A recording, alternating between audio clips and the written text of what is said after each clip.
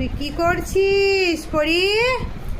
এ মা, আমার চটিটা নিয়েছে ছেঁড়ার জন্য, ধরা পড়ে গেছে। কেন? আমি এটা পরি তো দে। হে রাম, দুটোই নিয়েছে, একটা সাইডে রাখা। আমি চটি খুঁজে বেড়াচ্ছি, আমার চটি কই? কি হয়েছে? নো, চটি দাও। দেবে? একদম না, একদম না, নষ্ট করবে না, মেজাজ দেখাবে না। নো নো, চটি দাও। পরি, এটা আমি পরি, কিন্তু মায়ের জিনিস নষ্ট করতে নেই। দাও দাও। মা ভালো করে ধরলো হাত দিয়ে। কে আছে?